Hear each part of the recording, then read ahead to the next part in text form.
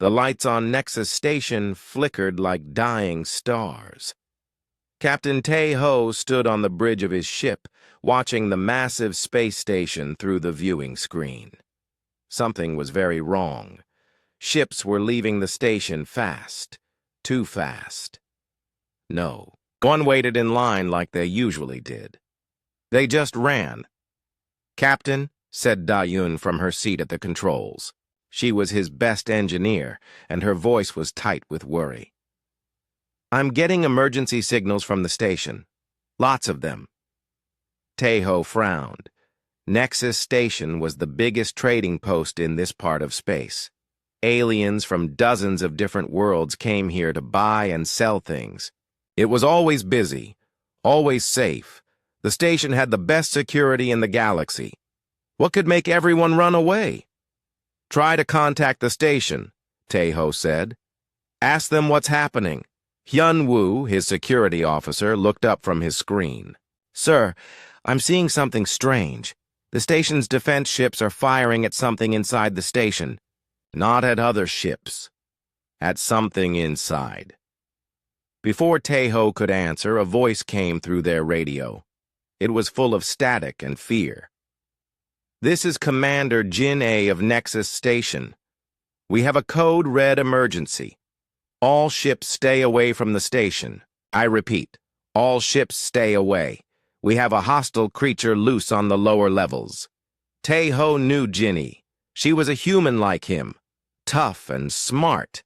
She had run Nexus Station for 5 years. Nothing scared her. But now her voice shook.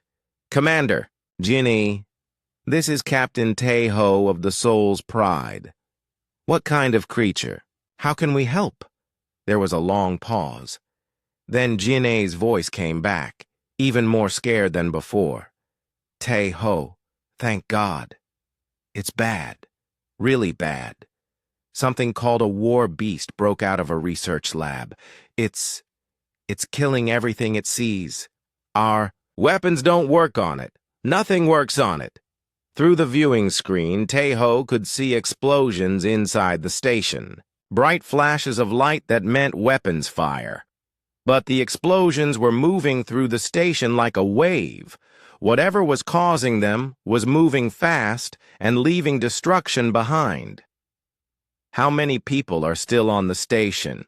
Tae-ho asked. "Too many. We're trying to evacuate, but this thing is between us and the escape pods. It's like it knows where we are, like it can sense us." Diane pulled up information on her screen. "Captain, I'm reading about this war beast thing. The Krillian. Empire was working on it in a secret lab.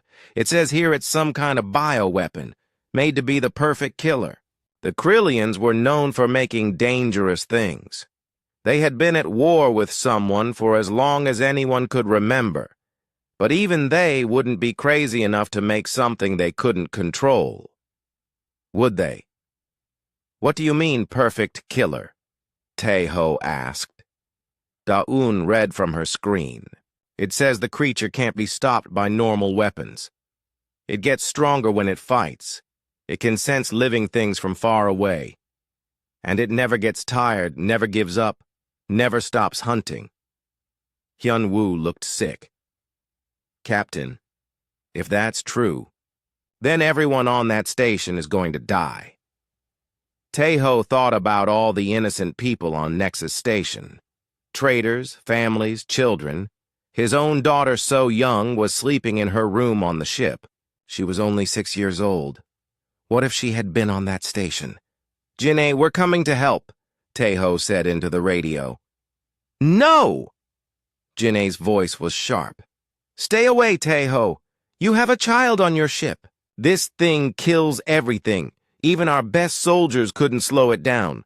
The Vorthak tried to fight it with their warrior squads. The creature tore through them like they were made of paper. The Vorthak were some of the best fighters in the galaxy. They were 8 feet tall, covered in natural armor, and trained from birth to fight. If they couldn't stop this creature, what could? There has to be something we can do, Tae-ho said. Maybe, Jin-A said. We've called for help. The Galactic Defense Coalition is sending ships. Big ships with big guns. Maybe they can kill it from space. But Taeho knew what that meant. If they had to shoot the station from space, everyone inside would die. All those innocent people would be sacrificed just to stop one creature. On his screen, Da-Yun showed him pictures from inside the station. Security cameras that were still working showed broken walls, burned floors, and bodies. Lots of bodies. And in some of the pictures, he could see something moving. Something big and dark and fast. "Captain," said Hyunwoo, "I'm getting reports from other ships. This war beast has been moving through the station for 2 hours now. It started in the research labs on level 50. Now it's on level 30 and moving up. Every level it reaches goes dark. No more signals, no more life signs." Taeho felt cold. "How many levels does the station have?" 60 levels above the research labs. If it keeps moving up at this speed, it will reach the main population areas in another hour. Through the radio, they could hear Jin Ae giving orders to her people. Her voice was calm now, but Taeho could hear the fear underneath. She was trying to save as many people as she could, but she knew it wasn't enough. "All ships in the area," Jin Ae's voice came through the radio again. "We need help evacuating civilians. If you have room, please take people from our escape pods. But do not, I repeat, do not dock with the station. This creature can sense life, and it will come for you." Taeho made his decision. "Da-eun, move us closer to the station. Not too close, but close enough to help with the evacuation." "Sir," Hyunwoo said, "maybe we should wait for the military ships. Those ships won't be here for hours. People are dying now. As their ship moved closer to Nexus Station, they could see the escape pods launching. Small ships full of scared aliens and humans running for their lives. Some of the pods were damaged, barely flying. Others were overcrowded, carrying twice as many people as they were designed for." "Captain," Da-Yun said, "I'm detecting something strange. The creature's energy signature is getting stronger. It's not just killing, it's absorbing energy from the weapons that hit it." That explained why normal weapons didn't work. Every time someone shot at this war beast, it just made the creature stronger. It was like feeding a fire with gasoline. "How is that possible?" Taeho asked. "I don't know. But look at this." Da-eun showed him readings from the station's power grid. Every time the creature moves to a new area, the power levels drop. It's draining energy from everything around it. Taeho felt a chill run down his spine. This wasn't just a monster. This was something that got stronger by fighting, that could sense life from far away, and that absorbed energy from everything around it. No wonder the Krillians had kept it secret. They had created the perfect weapon. The only problem was that they couldn't control it either. "Jin-Ae," Taeho said into the radio, "we're going to help with the evacuation. How many people are still on the station?" "Too many," came the reply. "Maybe 10,000. We've got about half of them moving toward escape pods, but the creature is between us and the rest. Taeho, this thing isn't just killing randomly, it's hunting. It knows where the biggest groups of people are, and it goes after them first. The war beast was smart. That made everything worse. A dumb monster they might be able to trick or avoid. But a smart monster that got stronger from fighting and could sense where people were hiding? That was a nightmare that would not end." The screaming started on level 35. Captain Taeho listened to the radio chatter from Nexus Station as his ship moved carefully around the massive structure. Every few minutes, another section would go silent. First there would be shouting, then weapons fire, then nothing. The war beast was moving up through the station like a deadly tide. "Captain," Da-eun said, her fingers flying over her controls. "I'm tracking the creature's movement. It's not random. Look at this pattern. On her screen, she showed a map of the station. Red dots marked where the creature had been, and the path was clear. The war beast was moving toward the areas with the most people. It's hunting them, Tae-ho said quietly. Yes, sir. And it's learning. Each time our people or the aliens try to fight it, the creature adapts. The Vorthak tried to surround it with their best warriors, 20 of them, all armed with plasma weapons. What happened? Da-Yun pulled up a security recording. The screen showed a wide corridor inside the station. 20 massive Vorthak warriors stood in formation, their weapons ready. The Vorthak were proud fighters, nearly 8 feet tall with thick armor-like skin. They had conquered half their galaxy through strength and courage. Then the war beast appeared. Tae-ho had seen pictures, but seeing it move was different. The creature was 12 feet tall, covered in dark scales that seemed to absorb light. Its arms ended in claws that looked like they could cut through steel.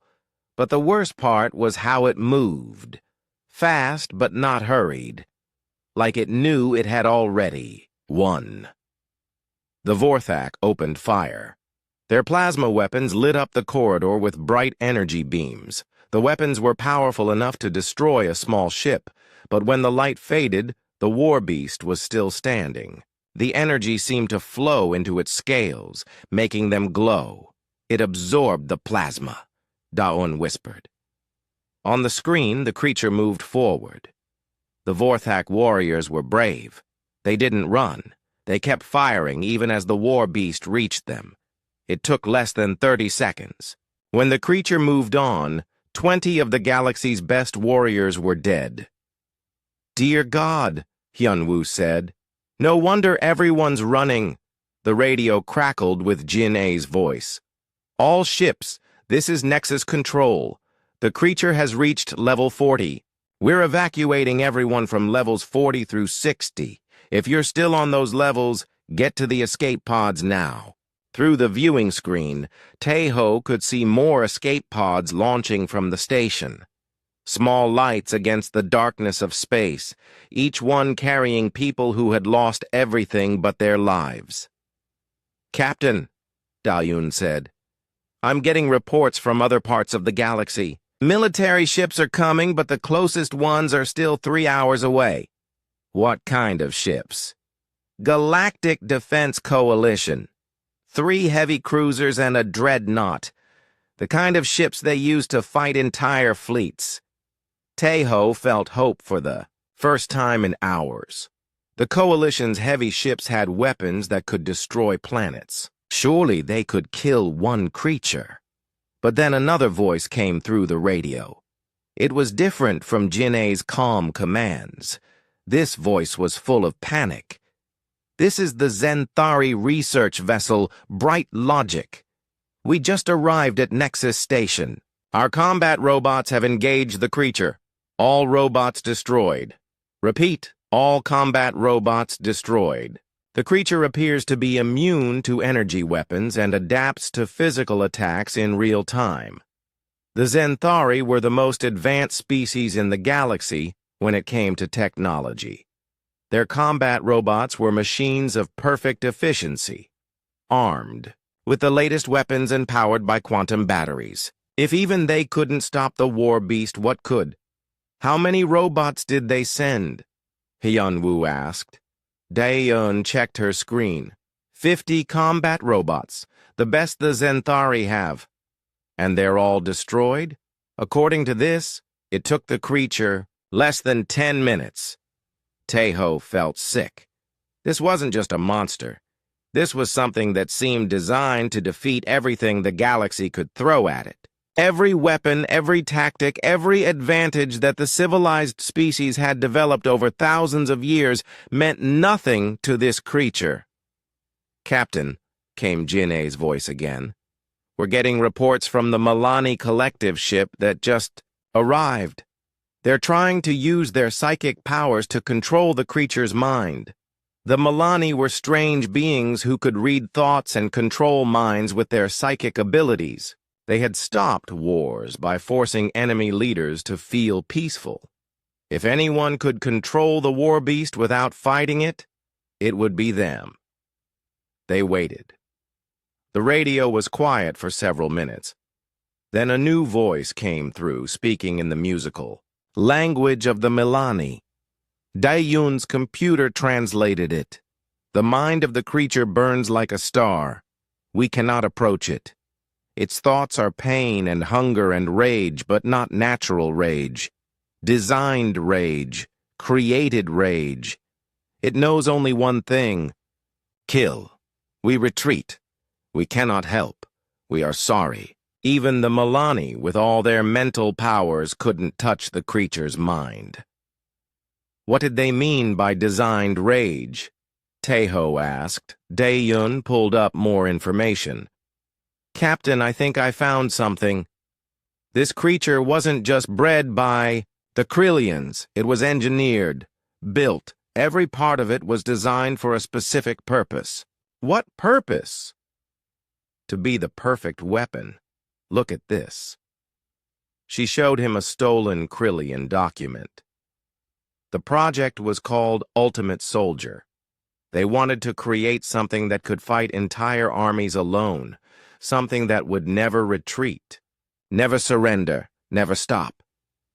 They wanted to create something unstoppable, Hyunwoo said. Yes, and they succeeded too well. According to this, the creature was programmed with one basic command: destroy all life that is not Krillian. But something went wrong. It attacks Krillians too now. Taeho understood.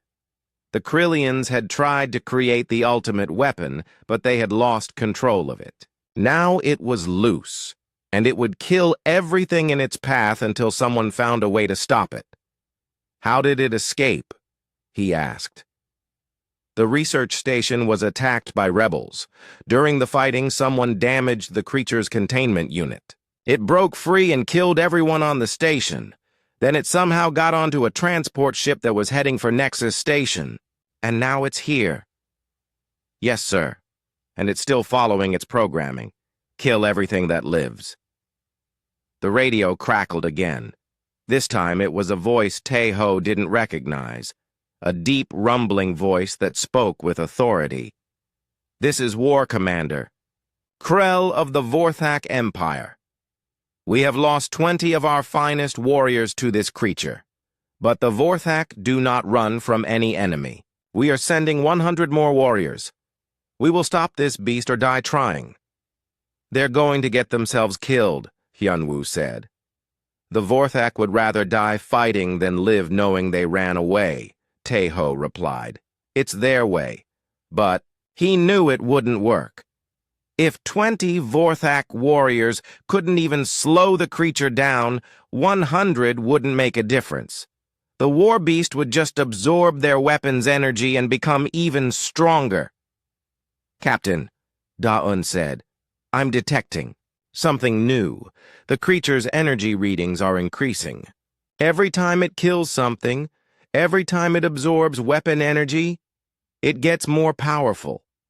How much more powerful? It's hard to say. But at this rate, by the time the coalition ships arrive, it might be strong enough to absorb their weapons, too. Taeho felt cold fear in his stomach. The greatest military forces in the galaxy were coming to fight this creature, but it might already be too late. Every minute the war beast spent on Nexus Station, it grew stronger. Every battle made it more dangerous. GNA, he said into the radio. How many people are still on the station? Maybe 7,000. We're trying to get them to the escape pods. But the creature is between us and most of the civilian areas. It's like it knows where we're trying to go. 7,000 people. Men, women, children from dozens of different worlds, all trapped on a station with a monster that grew stronger. Every time someone tried to fight it, there has to be something, Taeho said. Some way to stop it. But as he watched another section of the station go dark, he wondered if maybe there wasn't. Maybe the Krillians had finally created something that couldn't be stopped by any weapon, or any warrior. Maybe they had created the end of everything. Admiral Dong-hyun stood on the bridge of his flagship, the massive dreadnought Eternal Thunder, watching the displays that showed Nexus Station. His ship was one of the most powerful vessels ever built by the Galactic Defense Coalition. It carried weapons that could destroy entire moons. But looking at the data from the station, he wasn't sure even that would be enough. "Admiral," said his tactical officer, "we're receiving the full report from the station now. The creature has destroyed every military force that tried to stop it." "Show me," Dong-hyun said. The main screen lit up with battle recordings. First, the Vorthak warriors with their plasma weapons. 20 of the galaxy's finest fighters dead in seconds. Then the Zenthari combat robots, 50 perfect killing machines, destroyed in minutes. The Milani psychics, unable even to touch the creature's mind before retreating in terror. "What about the second Vorthak attack?" Dong-hyun asked. 100. Warriors this time. They tried to use heavy weapons, the kind used to destroy bunkers. The creature absorbed all the energy and became visibly larger. The warriors lasted 30 seconds longer than the first group. Dong-hyun felt old. He had been fighting wars for 40 years, had seen weapons that could crack planets and ships that could destroy solar systems, but he had never seen anything like this. "Sir," his communications officer spoke up, "we're getting a transmission from the Krillian ship that just arrived. It's Dr. Yu-jin, one of the creature's creators. Put her through." The screen showed a Krillian female, her silver skin pale with fear. The Krillians were usually proud and arrogant, but this one looked like she hadn't slept in days. "Admiral Dong-hyun," she said. "I am Dr. Yu-jin of the Krillian Science Division. I helped create the War Beast. I have come to help stop it." "What can you tell us about this creature?" "Everything," she said, her voice shaking. "We called it Project Ultimate Soldier. It was designed to be the perfect weapon. Immune to all known forms of attack, able to adapt to new threats in real time, powered by the energy of the weapons used against it. There must be a way to stop it." Dr. Yu-jin's expression became even more hopeless. "We built it too well, Admiral. The creature has no weaknesses that we can find. Its armor absorbs energy weapons. Its body adapts to physical weapons. Its psychic defenses are so strong that even the most powerful mind controllers cannot touch it." "What about the programming? Can't you shut it down somehow?" "The programming is quantum locked into its brain. There is no remote control, no shut-off switch. We wanted to make sure our enemies couldn't turn it against us. The only way to stop it is to destroy it completely." Admiral Dong-hyun looked at his tactical displays. The Eternal Thunder carried quantum torpedo launchers, matter disruptors, and plasma cannons powerful enough to melt through the armor of any ship ever built. "What level of firepower are we talking about?" "We estimate that you would need to hit it with enough energy to destroy a small city. All at once. And even then, we cannot be sure. And if we miss, then it absorbs all that energy and becomes powerful enough to tear apart your ship from the inside." The Admiral felt cold. He had come here with 3 heavy cruisers and the most powerful dreadnought in the Coalition fleet. Ships that could fight entire enemy armadas. But against this one creature, they might not be enough. "Admiral," his sensor officer called out, "the creature has reached level 55. It's moving into the main civilian areas now." On the screen, they could see the chaos inside Nexus Station. Thousands of people running through corridors, trying to reach escape pods. But the War Beast was between them and safety, and it was moving faster now, growing stronger with each kill. How many people are still trapped? Admiral Dong-hyun asked. 5,000, maybe more. The evacuation is slowing down because people are too scared to move. They know the creature can sense them. Commander Jin A's voice came through the radio from the station.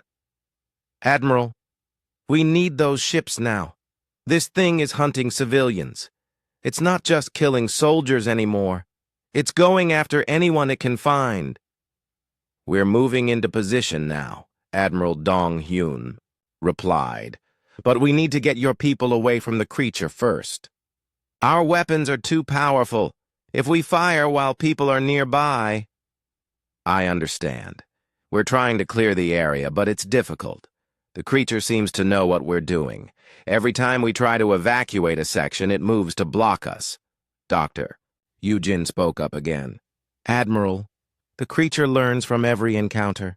It has analyzed your evacuation patterns and is now predicting your moves. The more you try to save people, the better it gets at stopping you.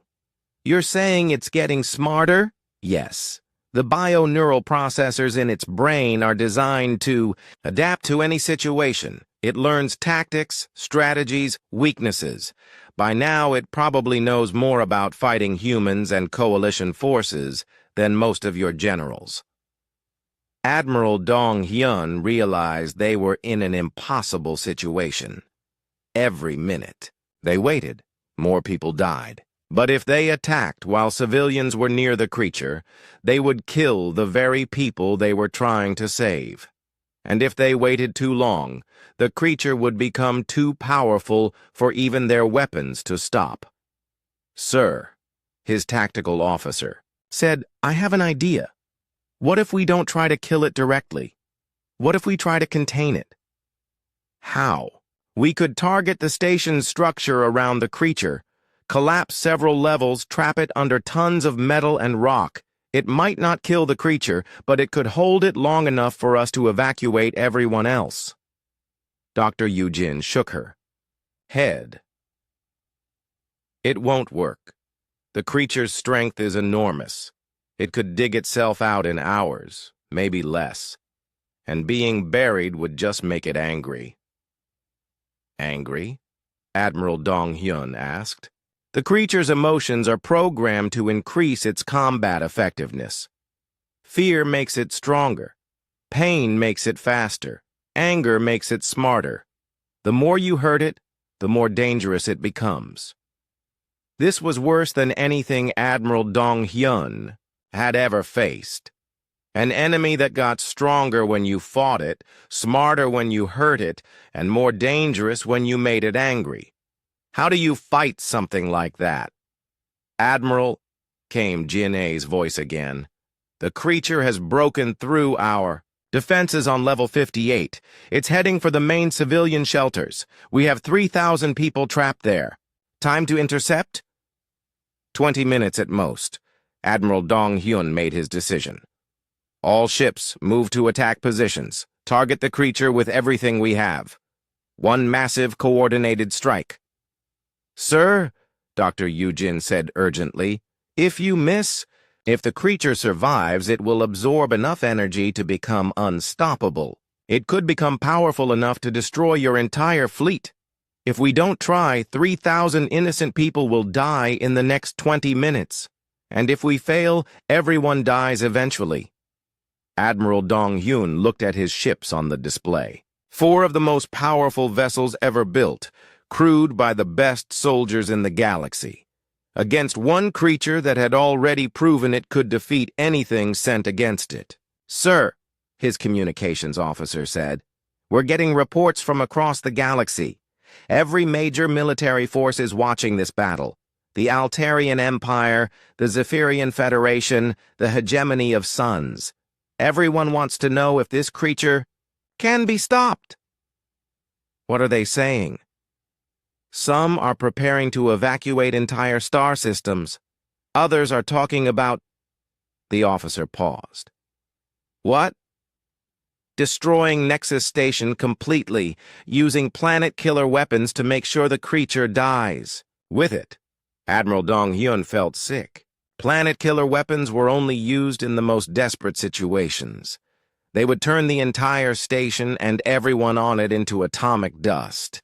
It would certainly kill the creature, but it would also kill every person they were trying to save. How? Long before they make that decision? Unknown, sir. But several government leaders are already discussing it. So this was it. Either Admiral Dong-hyun's fleet stopped the creature in the next few minutes, or powerful people across the galaxy would decide that the only way to save everyone was to sacrifice the thousands of innocent people still trapped on Nexus Station. "Ships," he said into his communicator. "This is Admiral Dong-hyun.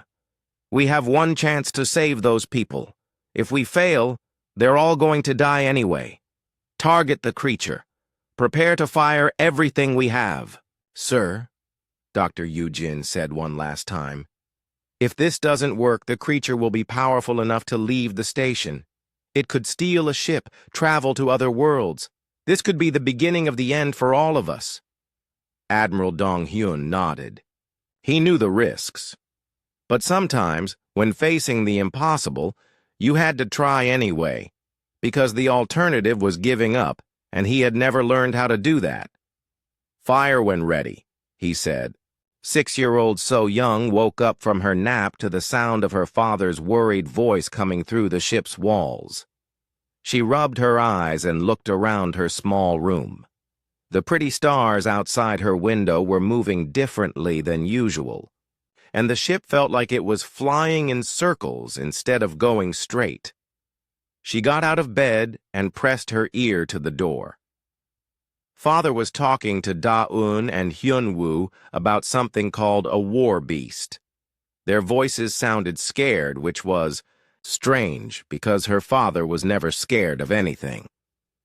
So Young opened her door quietly and walked down the hall toward the bridge. She wasn't supposed to go there without permission, but she wanted to know why everyone sounded so worried. "The creature has reached level 58, she heard Da-eun say. "The Admiral's ships are getting ready to attack it." "What if they can't stop it?" That was Hyun-woo's voice. "Then a lot of people are going to die," her father replied. So Young stopped walking. People were going to die? She didn't like the sound of that. Her grandmother Hae-won had died last year, and So Young still missed her every day. She didn't want more people to die. She was about to go back to her room when she heard something else. A voice on the radio, speaking very fast and scared. "This is station worker Jiho on level 45. The creature broke through the barriers. It's heading straight for the hydroponics bay. There are families hiding there. Families with children." So, Young's heart jumped. Children were in danger? She had to help somehow. She turned around and ran back to her room, but not to hide. She grabbed her backpack, the one with her favorite, Earth snacks that her father always packed for long trips. Grandmother Hae-won used to tell her stories about how even the scariest animals could be nice if you were kind to them. Maybe this war beast was just scared and hungry, like the stray cats that used to come to their house. While the adults were busy talking about weapons and fighting, So Young made her way to the docking bay. She had watched her father dock the ship many times. The big door that connected their ship to the station was right there. The door was locked, but So Young was small and smart. She climbed up to the control panel and pressed the buttons the way she had seen Da-eun do it. The door made a whooshing sound and opened. Nexus Station was much bigger than their ship.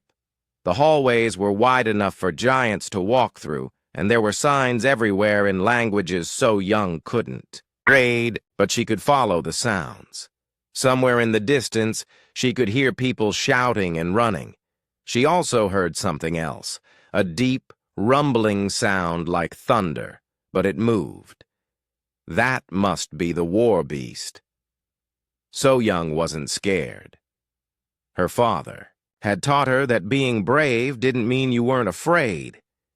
It meant you did the right thing even when you were afraid. And helping scared animals was always the right thing. She followed the signs that had pictures of plants on them. Grandmother HFY had taught her that plants made everything better. The hydroponics bay would have earth plants, and that would make her feel less scared. The station was different from what she expected. Most of the lights were flickering or broken. There were scorch marks on the walls where weapons had been fired. And there was a smell in the air, like when Daun worked on the ship's engines and something got burned. But So Young kept walking. She passed empty rooms and broken computers. Sometimes she heard voices far away, but they were always moving away from her, running toward the escape pods. Finally, she found the hydroponics bay. It was a huge room full of growing plants from dozens of different worlds. But there were also earth plants, tomatoes, lettuce, flowers that smelled like home. It made her feel better. In the corner of the room, she found them. A human man and woman hiding behind some growing boxes with their 2 children. The children looked scared and hungry. "Hey," So Young said quietly, walking over to them. The man jumped and almost shouted, but the woman put her hand over his mouth. "Shh," the woman whispered. "Little girl, you shouldn't be here. It's very dangerous." "I know," So Young said.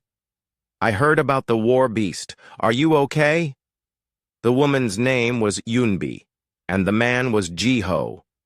Their children were younger than So Young, maybe 3 and 4 years old. "We're trying to get to the escape pods," Yunbi whispered. "But that thing is between us and the exits. Every time we try to move, it seems to know where we are." "Why don't you just ask it to move?" So Young asked. Jiho looked at her like she was crazy. "Ask it? Little girl, that creature isn't like animals, you know. It's a weapon. It was made to kill people. It doesn't understand words." But So Young had been thinking about what her grandmother used to say. All living things wanted the same basic things: food, safety, and to not be hurt. Even scary animals were just trying to protect themselves. "Maybe it's scared too," she said. "Maybe it doesn't want to hurt people, but it doesn't know how to stop." "That's not how it works," Jiho said, but his voice was gentler now.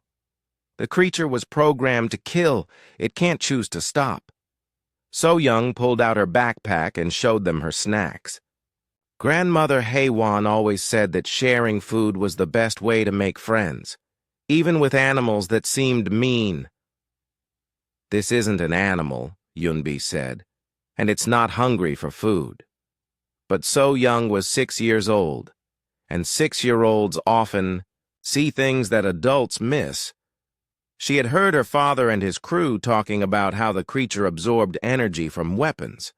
Maybe it was hungry, just not for food. Maybe it was hungry for something else, something it wasn't getting. The rumbling sound was getting closer. Through the walls, they could hear explosions and the sound of metal being torn apart. Whatever the war beast was doing, it was coming their way. "We have to run," Jiho whispered, "now while we still can." But as they got ready to leave their hiding place, alarms started blaring throughout the station. A voice came through the speakers, calm but urgent. "All remaining personnel, this is Commander Jin A. The Coalition fleet is preparing to fire on the creature. Everyone must evacuate the central levels immediately. If you are between levels 50 and 60, you have 10 minutes to reach minimum safe distance." So Young looked around the hydroponics bay. They were on level 57. "We're not going to make it," Yunbi said, her voice full of despair. "Even if we run, we can't get far enough away in 10 minutes, and that creature is between us and the exits." Jiho held his children close. The coalition ships have weapons that can destroy buildings. If they fire while we're here, So Young understood. The good guys were coming to save everyone, but their weapons were so powerful that anyone too close would get hurt too. It was like trying to save people from a fire by dropping a bomb on the building. There has to be another way, So Young said, but she could see in the adults' faces that they didn't think there was. They were trapped between a monster that wanted to kill them and good guys with weapons too powerful to use while people were nearby. That's when So Young made her decision. She couldn't let these nice people and their children die. She couldn't let the coalition ships hurt innocent people. And she couldn't let the war beast keep being scared and angry and hurting everyone. Someone had to try to talk to it. "I'll be right back," she said, starting to walk toward the door. "Where are you going?" Yunbi asked. "To talk to the war beast," So Young said simply. "No," Jiho jumped up. "You can't. It will kill you." "Maybe," So Young said, "but maybe not. My grandmother always said that most scary things are just hurt things that don't know how to ask for help." She looked back at the family hiding in the corner, at the little children who reminded her of herself. "Someone has to try," she said, "and sometimes grown-ups forget how to see the good in scary things." Before any of the adults could stop her, So Young walked out of the hydroponics bay and into the corridor. The rumbling sound was much louder now, and she could feel it in the floor under her feet. She wasn't scared anymore. She had a job to do. So Young walked through the broken corridors of Nexus Station, following the sounds of destruction. The rumbling was getting louder, and now she could hear other sounds too. Metal being torn apart, concrete crumbling, and a deep growling that made the walls shake. She wasn't running like everyone else. She was walking slowly, carefully, the way her grandmother had taught her to approach scared animals. Fast movements made frightened creatures more afraid. The corridor opened up into the central plaza of the station. It was a huge space with shops and restaurants around the edges and a big fountain in the middle. But now everything was broken. The fountain was cracked and dry. The shops had their windows smashed, and there were bodies on the ground. So Young had never seen dead people before. It made her stomach feel sick, but she didn't look away. Her father had taught her that turning away from hard things didn't make them go away. That's when she saw it. The war beast stood in the center of the plaza, twice as tall as her father. Its skin was dark like the space between stars, but it glowed with energy from all the weapons that had been fired at it. Its claws were as long as her arms, and its eyes burned like red stars. It had just finished fighting with more coalition soldiers. Their broken weapons lay scattered around its feet, still smoking from the energy blasts that hadn't hurt it at all. The creature should have been the most terrifying thing So Young had ever seen, and it was scary, bigger and more dangerous than anything she could have imagined. But as she watched it, she noticed something the adults had missed. The war beast wasn't happy. It stood among the destruction it had caused, but it didn't look proud or satisfied. Its massive head turned back and forth, like it was searching for something. Its movements were sharp and jerky, like the stray cat that used to hide under their porch, the one that bit because it was hurt and scared. So Young could see pain in the way it moved. Not physical pain, but the kind of hurt that came from being alone and afraid for too long. She took a step forward. The creature's head snapped toward her immediately. Its glowing eyes focused on her small figure, and it made a sound like distant thunder. So Young felt something strange in her head, like a cold wind blowing through her thoughts. She realized this must be the psychic scream that had driven away the Milani mind readers. But So Young was 6 years old. Her mind was simple and clean, without the complicated thoughts and fears that adults carried. The psychic scream passed, through her like wind through an open window, strange but not painful. "Hello?" she said quietly. The war beast tilted its enormous head like it was confused. It took a step toward her, and So Young could feel the floor shake under its weight. She stayed perfectly still. Grandmother Haywan had taught her that running away from a scared animal would make it chase you. Standing still showed that you weren't a threat. "You're really big," So Young said, still speaking softly. "You must be very strong." The creature moved closer. Up close, she could see that its dark scales were actually made of some kind of living metal that shifted and flowed like water. Energy from absorbed weapons danced across its surface in patterns of red and gold. "Are you hurt?" she asked. The war beast stopped moving. For the first time since it had escaped from the Krillian laboratory, something had asked if it was hurt instead of trying to hurt it. So Young could see confusion in its burning eyes. The creature had been programmed to kill, but its programming didn't know what to do with a small human child who showed concern instead of fear. She reached into her backpack and pulled out one of her favorite snacks, a package of sweet earth crackers that tasted like honey. "Are you hungry?" she asked, holding out the package. The war beast's massive head came down until it was level with hers. She could feel heat radiating from its skin and smell something like burned metal and ozone. Its eyes were bigger than her head, and she could see herself reflected in them. Slowly, carefully, she opened the package and held out a single cracker. The creature stared at the small piece of food. No one had ever offered it anything before except weapons and pain. It didn't understand what the child was doing. "It's okay," So Young said gently. "You don't have to eat it if you don't want to. I just thought you might be hungry."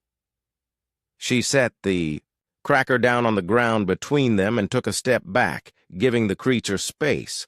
The war beast looked at the cracker, then at the child, then back at the cracker. Its programming told it to kill anything that moved, but this small human wasn't acting like prey. She wasn't running or fighting or screaming. She was offering food and kindness. For the first time in its existence, the creature felt something other than rage and hunger. It felt confused, uncertain, almost curious. So Young sat down on the floor, making herself even smaller and less threatening. "My name is So Young," she said. "What's your name?" The war beast didn't have a name. It had only been called Subject 47, or Ultimate Soldier, or Weapon. No one had ever thought to give it a name because weapons didn't need names. "You don't have a name?" So Young asked, seeing the confusion in its eyes. "That's sad. Everyone should have a name." She thought for a moment, looking at the creature's dark scales and glowing energy patterns. "You look like the night sky back on Earth," she said. "All dark and pretty with lights that dance. Can I call you Star?" The creature made a sound that wasn't quite a growl. It was softer, more uncertain. "You don't like Star?" So Young asked. "That's okay. We can think of something else." She looked around the destroyed plaza, at the broken shops and scattered weapons. "You made quite a mess," she said, but not in an angry way. More like she was talking to a puppy that had chewed up her shoes. "Were you scared?" she asked. "All those people shooting at you and trying to hurt you?" "I would be scared too." The war beast's eyes widened slightly. No one had ever suggested that it might be scared. Fear was supposed to be for prey, not for predators. But as the child spoke, the creature realized that maybe it had been scared. All those weapons, all those angry voices, all that pain and noise and chaos. So Young reached into her backpack again and pulled out a small stuffed animal, a earth rabbit that her grandmother had given her before she died. "This is Bunny," she said, holding up the toy. "He helps me when I'm scared. Do you want to hold him?" She held out the stuffed animal toward the massive creature. The war beast stared at the small toy. Its claws were designed to tear through armor, but somehow it managed to very gently take the stuffed rabbit in one massive hand.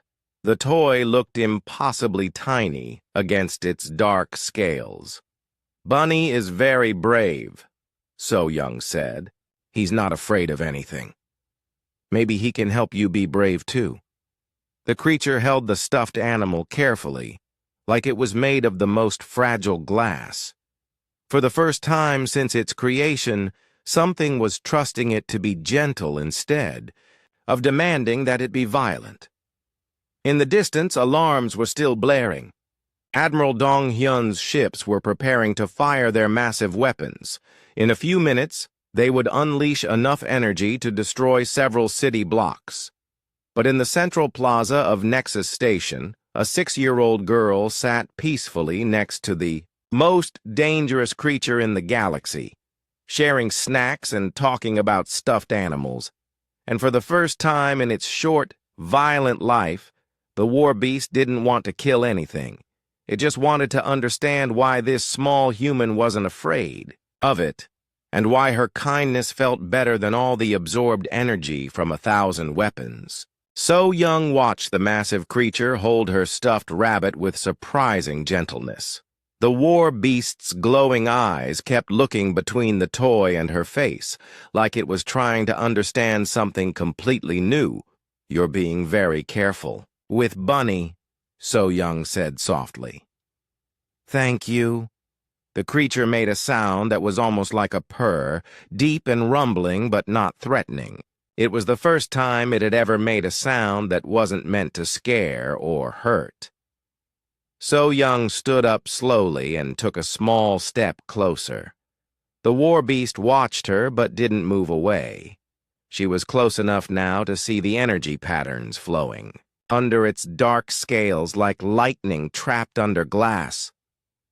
"You're beautiful," she said, and she meant it. "Like a living star." The creature tilted its head again. Beautiful was not a word that had ever been used to describe it. Terrifying, yes. Deadly, certainly, but never beautiful. "Can I touch you?" "So?" Young asked, reaching out her small hand.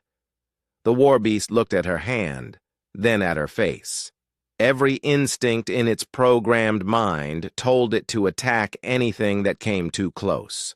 But this child had shown it nothing but kindness. She had given it food, a name, and her precious toy. She had called it beautiful instead of monstrous. Slowly, carefully, the creature lowered its massive head until So Young's hand could reach its scaled forehead. The moment her fingers touched its scales, something amazing happened. The angry red glow in the creature's eyes softened to a warm gold. The energy patterns under its skin shifted from harsh lightning bolts to gentle waves, like sunlight on water. "You're warm," So Young said with delight, "and your scales feel like my father's leather jacket, but smoother." The war beast closed its eyes and leaned into her touch. No one had ever touched it with kindness before. In the laboratory, the scientists had only touched it with cold instruments and painful needles. In battle, others had only touched it with weapons and fists. But this child's hand was gentle and warm, and it made the creature feel something it had never experienced. Peace. "You've been hurt a lot, haven't you?" So Young asked, stroking the creature's forehead. The war beast opened its eyes and looked at her. Somehow, this small human could see past its armor and weapons to the pain underneath. All the experiments, all the programming, all the forced battles. It had been hurting for so long that it had forgotten what it felt like not to hurt. "I'm sorry people were mean to you," So-Young said. That wasn't right. In the distance, they could hear Admiral Dong-Hyun's voice over the station's speakers. "Final warning. All personnel must evacuate the central levels immediately. Firing commences in 2 minutes. So-Young looked up at the speakers, then back at the war beast. "They're coming to hurt you again," she said sadly. "They're scared of you, so they want to use big weapons."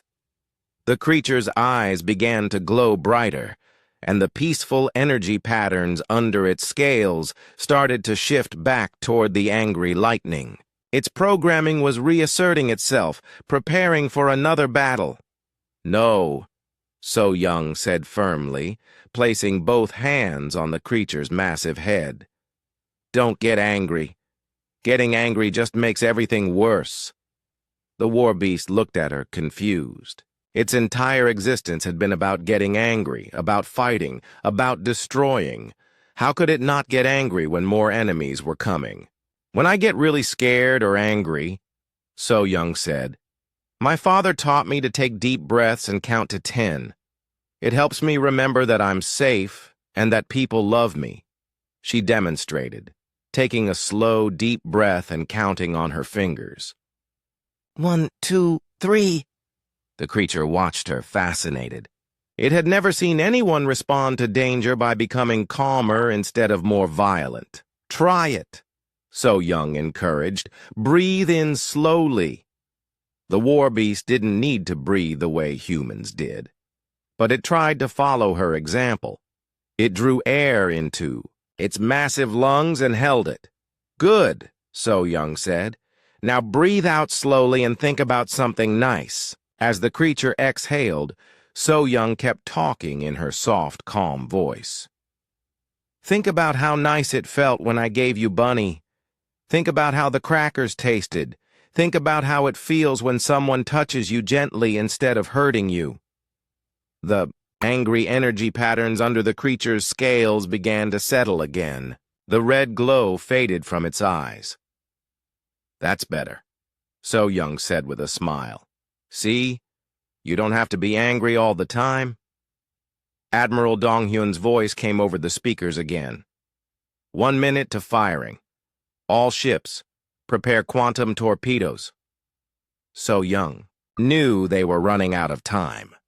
In 1 minute, the Admiral's ships would fire weapons powerful enough to destroy the entire central section of the station. If the creature was still here when that happened, it would either be killed or absorb so much energy that it would become unstoppable. But she had an idea. Her father had taught her that the best way to calm down an excited animal was to give it something simple to do, something that would focus its mind on following instructions instead of acting on instinct. "I need you to do something very important," So-Young said, looking directly into the creature's golden eyes. "Can you do something for me?" The war beast nodded slightly. It wanted to please this child who had shown it such unexpected kindness. So-Young took a step back and pointed to the ground next to her. Then, with all the authority and confidence that only a 6-year-old who absolutely believed she was right could muster, she spoke the words that would change everything. "Sit." It was such a simple command, 1 word, the kind of thing you might say to a pet dog or cat. But So-Young said it with complete faith that the creature would obey, not because it was forced to, but because it wanted to. The war beast stared at her. Its programming had no response for this situation. It had been designed to respond to threats with violence, to commands with defiance, to pain with rage. but no one had programmed it to resist a simple, kind request from someone who had shown it nothing but compassion, for a moment that seemed to last forever. The most dangerous creature in the galaxy stood perfectly still in the ruined plaza of Nexus Station. Then, slowly, carefully, like a mountain learning to kneel, the war beast lowered itself down until it was sitting on the floor next to So Young. The moment its massive body settled into a sitting position, everything changed. The angry energy that had flowed through its scales went completely calm. The psychic emanations that had driven away trained warriors and powerful psychics became as gentle as a summer breeze.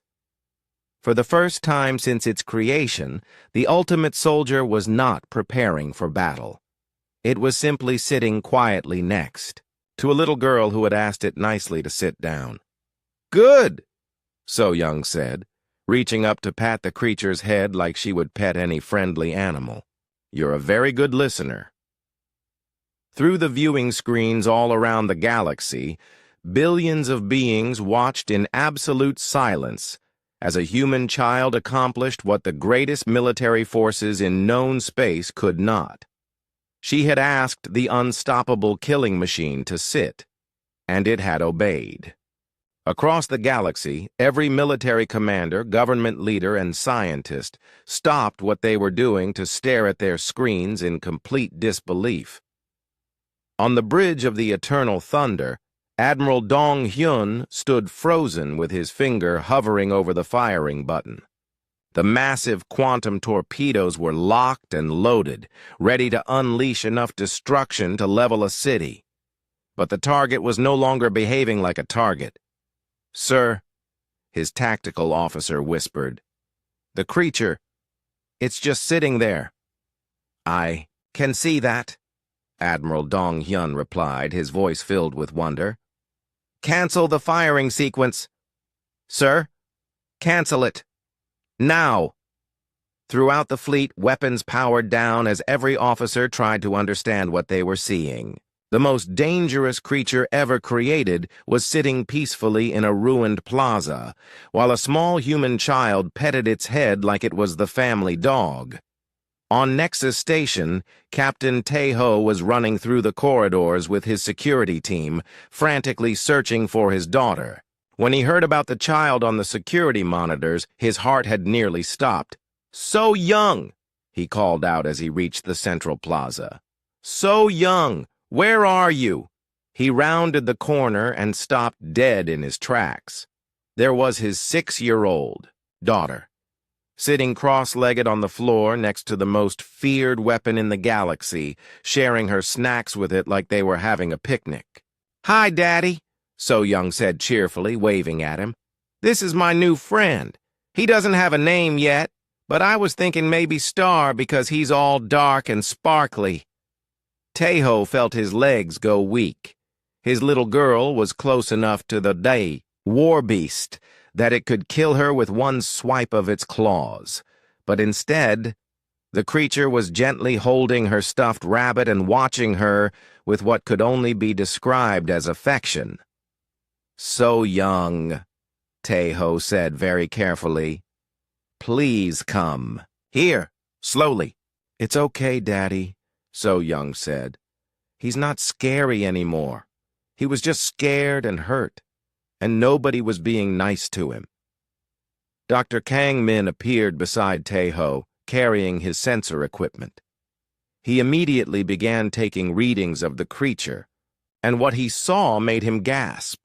"Captain," he whispered, "the creature's psychic emanations have completely changed.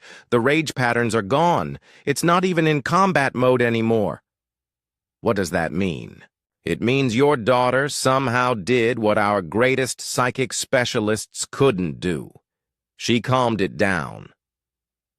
Behind them, more people were arriving. Commander Jin Ae, the station personnel who had been hiding, and even some of the alien diplomats who had been afraid to leave their ships. Word was spreading quickly that the impossible had happened. Dr. Yu-Jin, the Krillian scientist who had helped create the war beast, pushed through the crowd. She stared at the scene before her with tears in her silver eyes. "This is impossible," she said. "The creature's programming should make it immune to any form of psychological manipulation." "Maybe it's not manipulation," So-Young said, overhearing her. "Maybe he just needed a friend." Dr. Yu-Jin approached slowly, her scanners showing her what Dr. Kang Min had already discovered. The neural pathways, they're reorganizing themselves. The aggression centers are going dormant while the social response areas are becoming active. "Social response areas?" Taiho asked. "We included them in the original design," Dr. Yu-Jin explained, thinking they might be useful for following complex commands. "But we never expected them to actually be used. The creature was supposed to be a weapon, not a companion." So-Young looked up at the adults who were all staring at her and her new friend. "Why is everyone acting so surprised?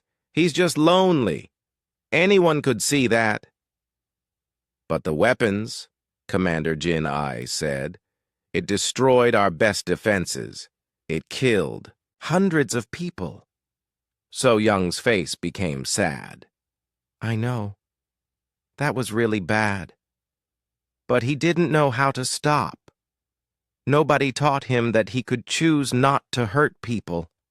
She turned to the war beast, who was still sitting patiently beside her. "You know that hurting people is wrong, don't you?" The creature looked at her, then at all the destruction around the plaza. For the first time, it seemed to truly see what its actions had caused. The broken buildings, the scattered weapons, the fear in everyone's eyes. It made a low sound, almost like a whimper. "He's sorry," So-Young said confidently. "He didn't mean to be so scary. He just didn't know there was another way." Dr. Yu-Jin was frantically analyzing her readings. "The creature's learning centers are more active than I've ever seen them. It's processing emotional concepts at an incredible rate." "What kind of emotional concepts?" Taiho asked, still not taking his eyes off his daughter. "Empathy, guilt, attachment. The child has awakened parts of its programming that we thought were dormant forever." Admiral Donghyun's voice came through the communicators. "Station control. What is the status of the creature? Our weapons are still targeted, but we're holding fire." Commander Jin-A looked at So-Young and the peacefully sitting war beast. "Admiral, the situation has changed. The creature appears to be neutralized." "Neutralized? How?" Ginny paused, knowing how incredible her next words would sound. "A human child asked it to sit down, and it obeyed." The silence over the communication channel lasted for a full minute. "Could you repeat that?" Admiral Dong-Hyun finally asked. "The creature is sitting peacefully next to a 6-year-old girl. It's showing no aggressive behavior whatsoever. Throughout the galaxy, the news was spreading at light speed. Emergency broadcasts interrupted regular programming. Military commanders called emergency meetings. Scientists tried to explain the impossible. On Earth, in the Human Council chambers, the world leaders watched the live feed in stunned silence. "How is this possible?" asked Counselor Park. "The same way humans have been doing it for thousands of years," replied Dr. Lee, the head of xenobiology. "We form emotional bonds with other species. It's what allowed us to domesticate dogs, horses, cats, and dozens of other animals. But this isn't an animal. It's a bioengineered weapon with the brain structure of a living creature. And our daughter just proved that living creatures can choose to be gentle instead of violent, if someone shows them how." Back on Nexus Station, So Young was getting tired. It had been a long, exciting day, and she was only 6 years old. "I think I need a nap," she said, yawning. The war beast immediately noticed her fatigue. Without being asked, it carefully arranged itself on the floor so that So Young could lean against its warm side like a living pillow. "He's very comfortable," So Young said sleepily, curling up against the creature's scales. "And he smells like metal flowers." As the most dangerous weapon in the galaxy gently adjusted its position to make sure the little girl was comfortable, every person watching realized that something fundamental had changed. The ultimate soldier had learned that there were things more important than fighting. It had learned to care about someone else's comfort more than its own programming. And as So Young fell asleep against its side, the creature understood for the first time what it meant to have something worth protecting, instead of something to destroy. 3 months after the incident at Nexus Station, So Young walked through the most unusual zoo in the galaxy. It wasn't really a zoo, though that's what most people called it. Officially, it was the Nexus Rehabilitation and Research Center.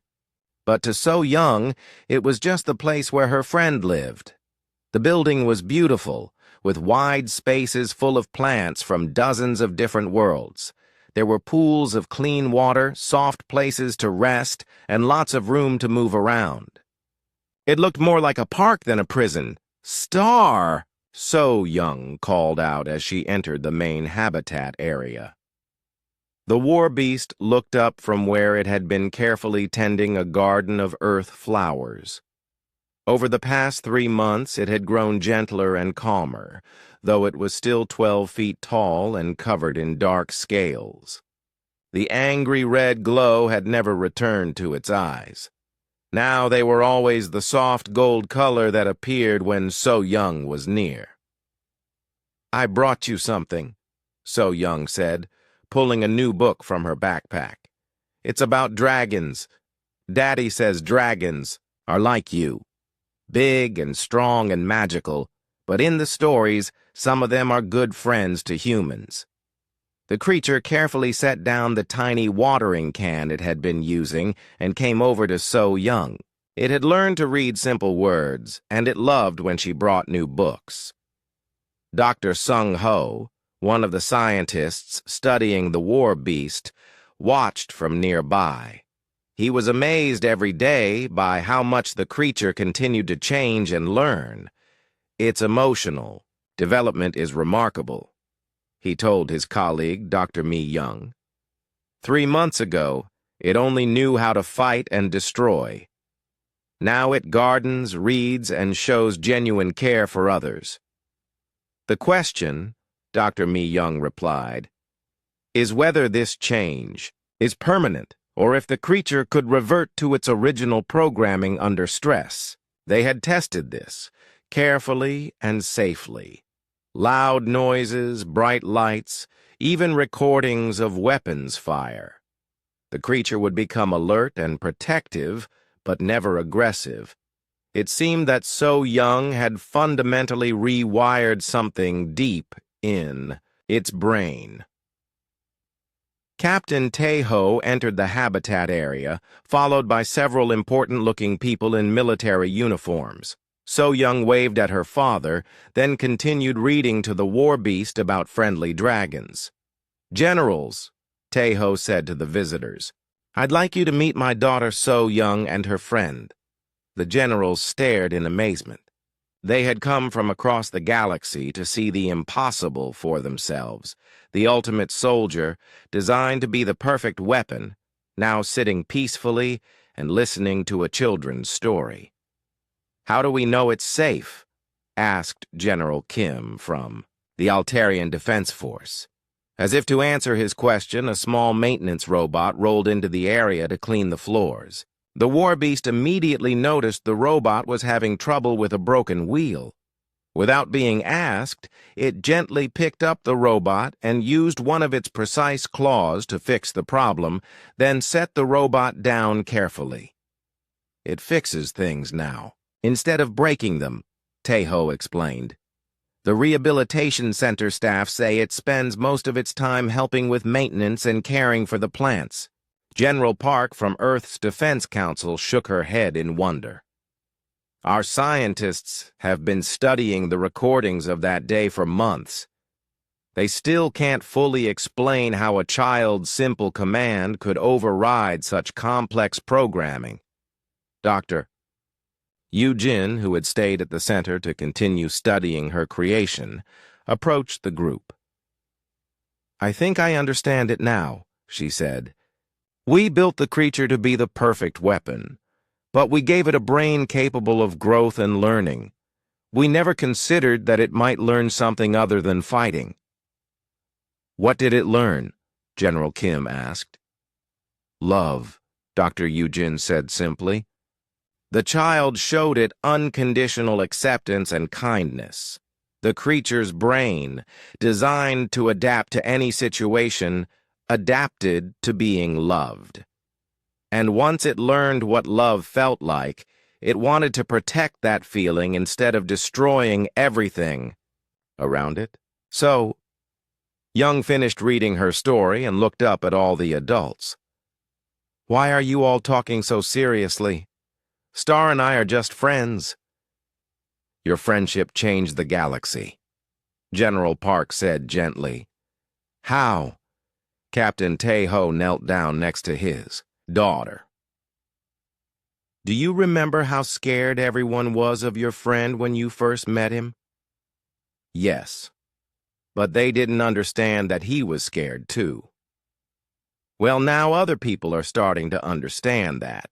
Humans are being asked to help with other problems around the galaxy, problems that can't be solved with weapons, but might be solved with kindness. It was true. In the months since the Nexus Station incident, everything had changed.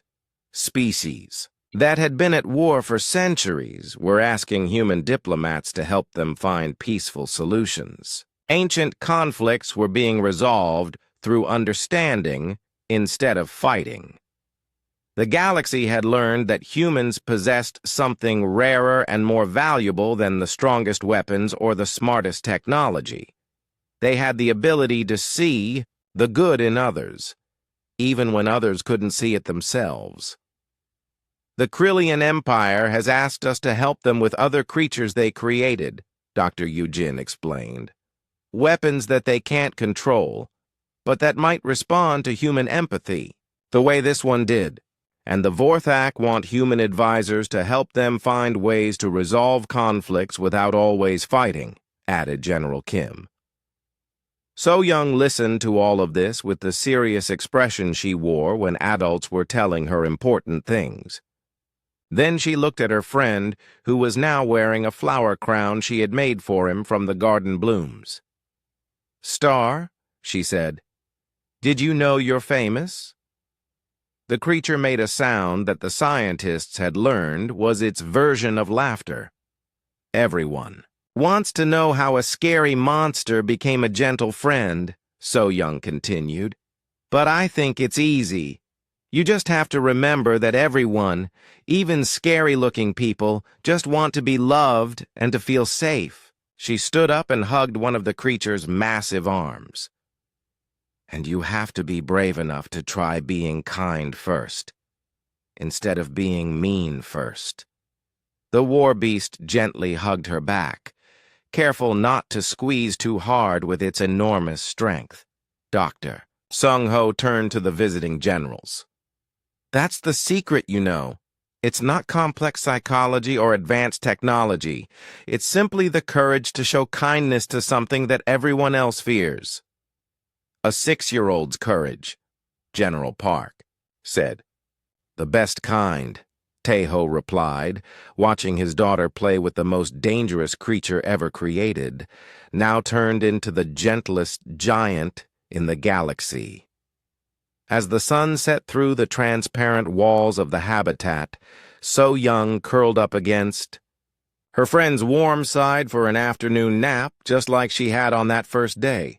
The creature adjusted its position to make sure she was comfortable, then settled down to watch over her sleep. Around the galaxy, species that had been enemies for generations were learning to talk instead of fight. Ancient weapons were being turned into tools for building instead of destroying. And children of every species were learning that the bravest thing you could do was choose kindness over fear, all because a little girl had seen a hurt creature and decided to offer it a snack and a friend instead of running away. The ultimate soldier had become the ultimate protector, and the galaxy was better for it.